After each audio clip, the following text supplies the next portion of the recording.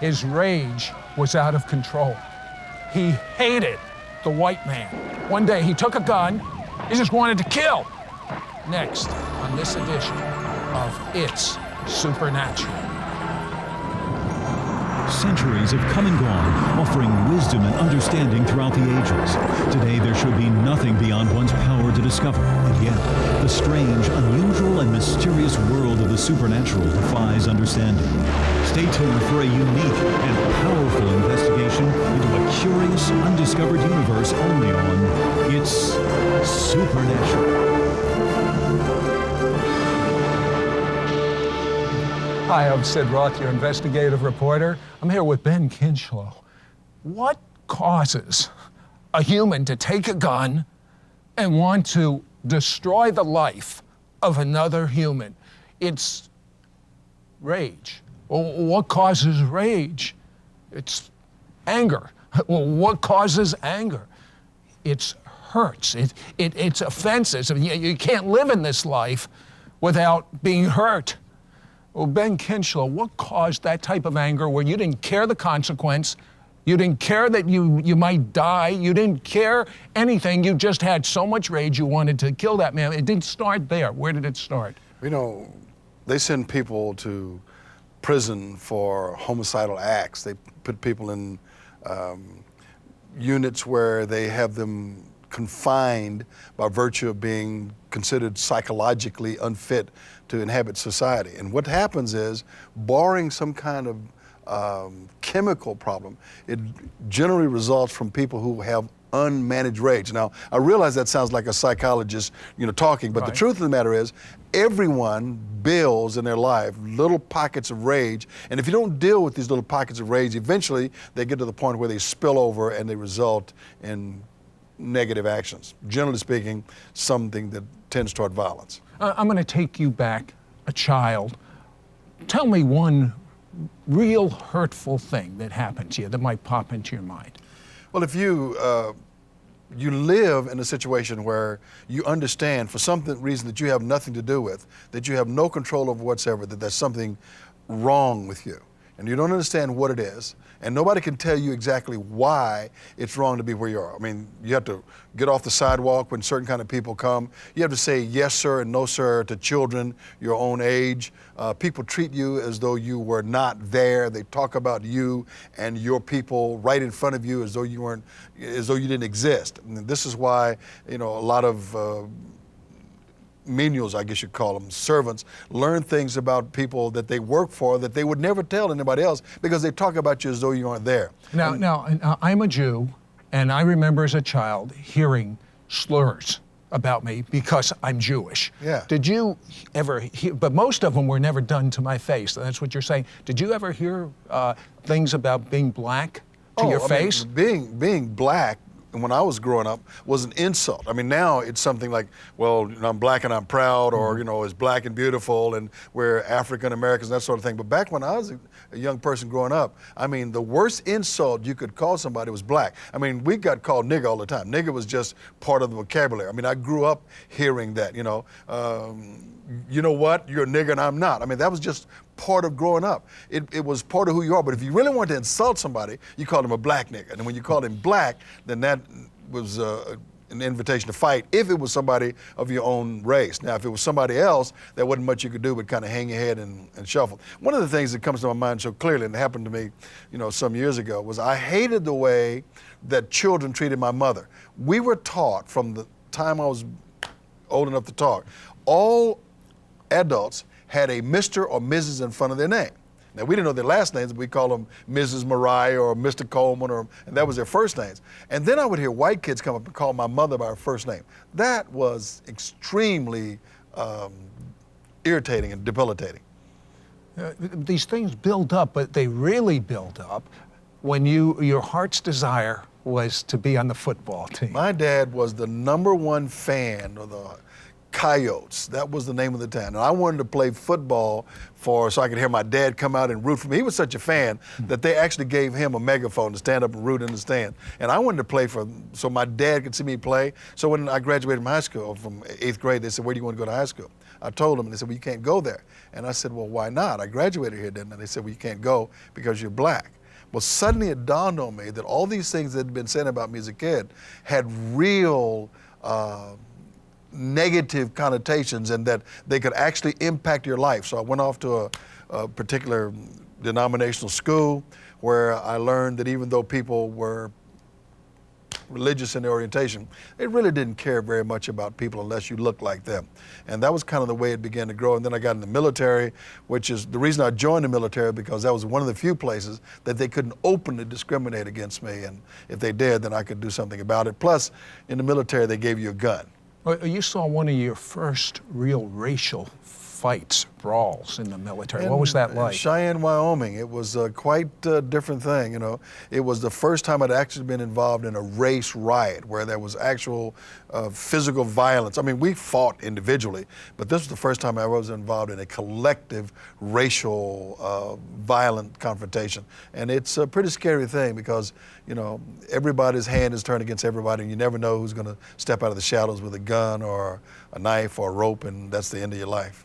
So you come back from the military, conquering hero, and were there any changes in race relations? You know, man, the worst thing about it, Sid, was when you go overseas and you have promised to defend this country with your life, and you have pledged allegiance to the flag of the United States of America with liberty and justice for all, and you get overseas and find out that everything you've been taught most of your life is a lie. I'm not a member of a minority. I got overseas and I found that there was more of them than us, and it was over there I got to be treated like a human being, and I was over there to kill people who were, quote, enemies of my country, and the enemies of my country treated me better than my country. I remember sitting watching television in a foreign country when they were having the school desegregation in Arkansas. Mm-hmm. And here I'm in a military uniform, issued the same kind of weapon that I'm watching on television, keeping my people, my color, out of the schools that I pay taxes to support. So you get back to this country.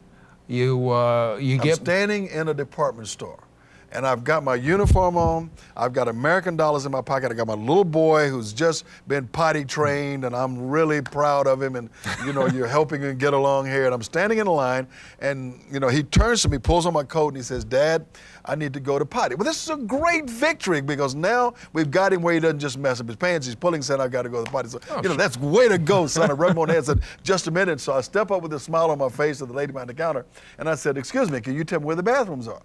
You know, and she just looked at me like, "What's wrong with you? We don't have bathrooms for colored in this place." I went, "Now, what do you want to do? What do? Do you tell the kid, shut up, you don't have to go to the bathroom, hold it till you get home? What do you tell the kid?" What did you? I said, "Come with me, son." I took him outside and let him go up against the wall like a dog. How humiliating. You can understand how this anger, this hurt, this rage is building. We'll be right back after this.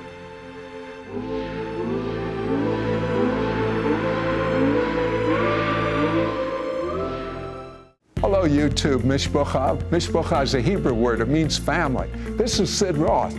Welcome to my world, where it's naturally supernatural. If you've been blessed by this show, please subscribe.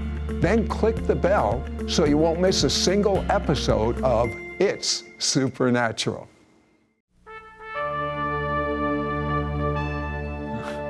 Hello, I'm Sid Roth, your investigative reporter. I'm here with Ben Kinchlow, a black man that he grew up with hurts and anger and rage. He served the United States of America in military service, and he was treated like a human. He gets back, and his son, little son, Nigel, has to use the bathroom. And at that time in the United States, blacks could not use the same bathrooms that whites used. And this just compounded things. How did you feel? Like I went to what every person who's ever been discriminated against long enough, they feel this almost uncontrollable urge to smash something, to burn something. It doesn't make a difference whether you are black or white. You know, there are people of every ethnic group that have been discriminated against by other ethnic groups, and they have the same burning rage down inside of them. This is the real core for revolutions. This is the real core for why you have slaughters. I mean, you find people slaughtered by the tens of thousands. We had thousands of black people killed in this country, but you find the same thing in whatever country you happen to be in. It happened for Japan, China, it happens in... Nothing new under the sun. Nothing new under the sun, and it all stems from the fact that people refuse to accept another human being. You know, the Jewish nation has suffered centuries of oppression. I mean, a whole nation was attempted to be wiped out by this same kind of thing. So this thing builds up in people, and unless there is a way to resolve it, you begin to turn this hatred inside, because if you can't express it outwardly, it turns inside and you start to hate yourself. Alcoholism begins, infidelity begins. You know, I didn't feel like anybody could really love me. Yeah, in your life, was there infidelity? Of course that is. I mean, Why? Because you're looking for somewhere to find love. And even though people say, well, I love you, your wife says I love you, your husband says you love you, you don't really feel love because you don't love yourself.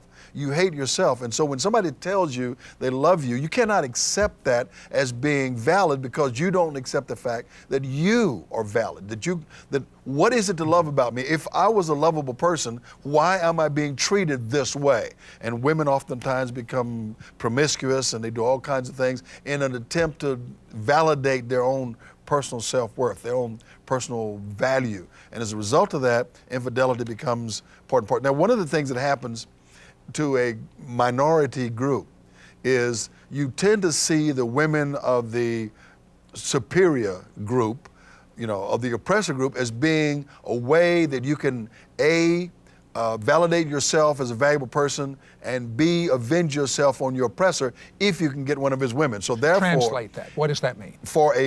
Back in the 40s and 50s, for a black male to have as his paramour a white female, and most particularly a blonde white female, was the epitome of having arrived. It's the status symbol. That was a status symbol. Just like now, it's a Bentley or a Rolls Royce or, whatever, the Mercedes, or Big Diamond or Armani suits or whatever it is. You have status symbols Did you arrive?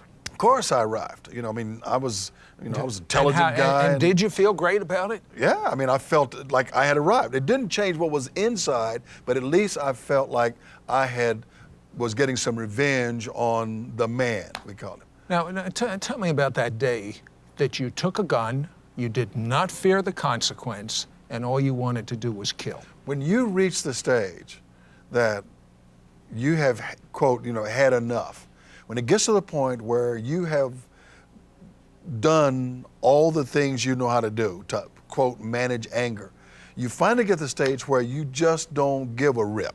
And at that point, it's when it boils over, and this is where violence erupts. And I don't care what anybody says. There was no law, there was no concept of, well, you'd be sent to prison, you might get the death sentence, the police might shoot you. It didn't matter. Somebody was going to die that day. And I had a particular person in mind, because this individual had done what I felt was quite, unforgivable. How did you happen to have a gun? I bought a gun. For that purpose? Oh, yes. You see, I had already taken karate. I was a trained, I could do people in with my hands. And the only reason I took karate is because I was going to do people in physically. I wanted to hurt people with my hands. That's why I took karate. And I wanted to teach young black people how to hurt white people with your hands. And that's why I took karate. But this thing, I wanted to kill somebody violently, and the gun was, of course, what everybody associates with violent death. So you went to see this guy with the gun. What happened? Walked up and knocked on his door, and I already had it planned in my mind. I knew exactly what I was going to do. I had the safety off. It was an 8-shot automatic wiper. When I picked it up, I was just going to thumb it back, and then it would, fast you pull the trigger, eject another shell into the ram. And I knew exactly what I was going to do. As soon as he opened the door, high, right, one shot, it would step back, I would follow him in, I'd shoot 2 more steps in him, and he would fall on the ground, and then I'd put 2 on the ground, and then I'd put the third one, or the 6th or 7th one. You had that to his all head. rehearsed in your mind? Oh, it was all in my mind. I knew exactly how it was going to happen. Just so happened, the guy wasn't home. Just happened that he had been shipped out. He was in the military, and they shipped him out that day. Well, what a change in destiny. But the hatred is seething. He's starting to read about black militants, and he has a strategy and a plan to inflict hurt on the white man. We'll be back right after this.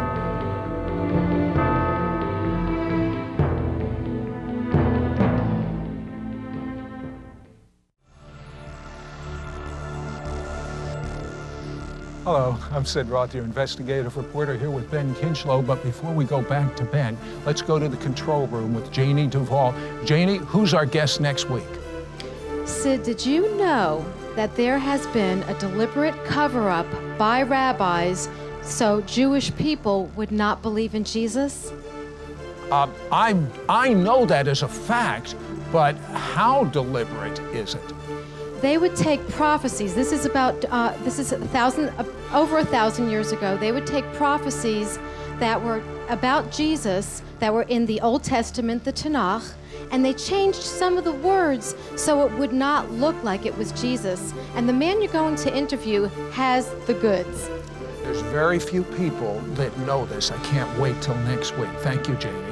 And I'm here with Ben Kinchlow. And Ben, the rage that you were going through, it was just if you call it a quirk of fate, or you would have spent the rest of your life in prison, or worse, been killed and executed. Because it was cold-blooded murder. That was cold-blooded murder. It was not a crime of passion. It was planned. It was cold-blooded murder. So I wouldn't have had, Now, you decided to go the education route. You got yourself educated. You ended up in the who's who of colleges. Well, I knew that it's not black power or white power that really makes a difference in the world. It's green power. If you have money, then it doesn't make a difference who you are, what ethnic group you belong to. If you have enough money, you can buy your way out of this. And the way you got money, in my case, was going to business and make some money. What were you going to do with the money? What was the purpose? Train revolutionaries. I was going to pay black revolutionaries to go down south and teach what we learned in Vietnam and Korea, fighting America's, quote, enemies, unquote. And then I was going to teach these young black hoodlums in these gangs to say, why are you fighting yourselves and killing each other and burning down your own buildings? Go fight the white man, burn down his buildings, and disappear into the countryside. If necessary, we'll ship you to Mississippi, teach you how to live off the countryside. That's who you need to fight. You need to know who your real enemy is, and you need to know why he needs to die, because he's not going to change. So the only way you can make him change is at the point of gun. Might makes right. And just as that man wasn't there when he had the gun ready to kill him, another man, we call it in Hebrew, beshert. It's a destiny. It's meant to be. Another man comes into his life who is a martial arts or karate expert. And of course, you're into karate, so you become friends over that. But he was taking this friendship, and he's a white man. Why would you even want to be involved with this white man?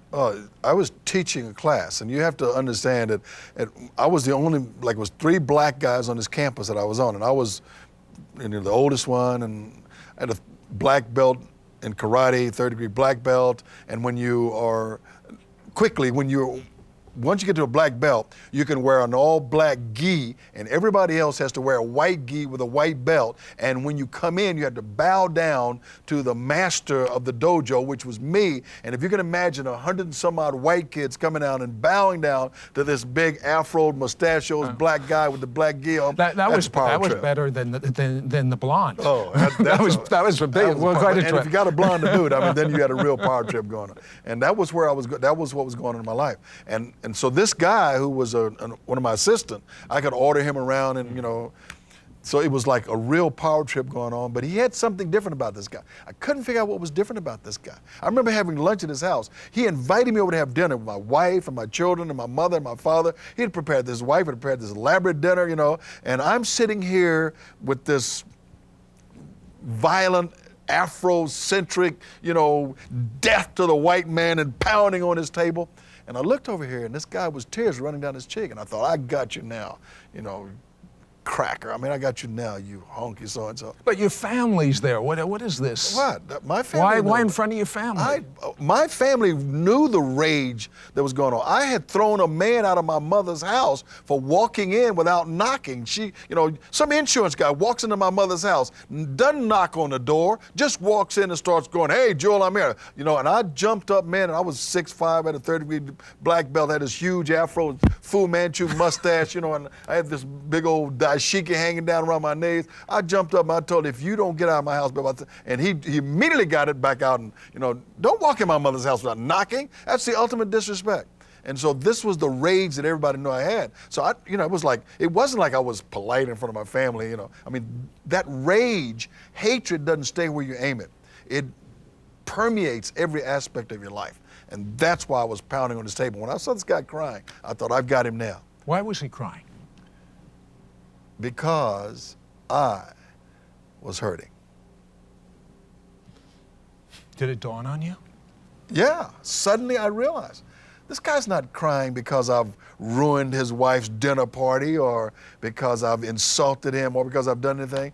This guy literally is weeping because I'm in pain. And he knew I was in pain. That's what anger is. Anger is a Band-Aid over pain. That's how real hurt manifests itself. But he's a white man. He's your enemy. Yeah, and that's why I didn't understand. And so I wonder, what is wrong with you? What is wrong with this guy? So finally I did. I asked him. What did he say? He said, I have a personal relationship with God. Come on. How do you have a personal relationship with first cause, with ultimate mind, with the universal clockmaker? Give me a break. How do you have a personal relationship with God? He said, through Jesus Christ. And I went, yeah, right. A dead Jew who got himself killed for what he believed, and you're telling me that some dead guy is going to help me out? A few days later, something very supernatural happened to you. I couldn't argue. I could argue his theology, but I couldn't argue with the fact that it was something different about that guy. So I was driving around in the car, 80 miles an hour, smoking cigarettes, 3 packs a day, filthy mouth, on my way to commit adultery that very night. Wasn't even thinking about that. And all of a sudden I heard myself singing some old spiritual, and I thought, I'm losing my mind. I'm losing my mind. Let me hear a tiny bit of that song. My Heavenly Father watches over me. That was all that just kept coming out of my mind. And I remembered some of the things that had happened. I should have been dead. I was waiting to kill a guy with a knife. He had a gun. Another time I was waiting to kill somebody, got drunk, fell asleep. Somebody saved my life. Third time, automobile turned over, killed the guy that was driving, bashed up the girl that was with him. I was in the back seat, passed out, got out of the whole thing with just a scar on my arm. My Heavenly Father watches over me. And so I just prayed a very simple prayer. God, if you really are out there, and if this Jesus is who John says he is, I said, then come into my life and change. I said, but don't give me none of this religious jazz. I got enough of that stuff going on making me miserable. If you're real and you can do something, change my life. What happened? Changed my life. Instantly, dramatically, permanently. Didn't give me religion. Changed my life. I am a white Jew. What do you think of me? Well, if you hadn't said that, all I would have noticed was that you have a particular shade of blue about your eyes. You know, it doesn't matter. It doesn't bother me. I'm colorblind now. It's irrelevant. What color you are, you know, what language you speak, really just doesn't matter anymore. Because now I know who I am because of who he is. And when he told me, when I found out who he was, and he showed me who I was, then everybody else falls right into place. So white, Jew. You love people, don't you? Well, that's because when you meet this Jesus we're talking about, something supernatural happens. Something supernatural happens. Your heavenly Father's looking over you. Did you know that? Your heavenly Father is looking over you. It's time that you got close to him through the Jewish Messiah, Jesus. Pray now. You'll see. He's looking over you. He's this close to you. He's this close to them. It's closer than that.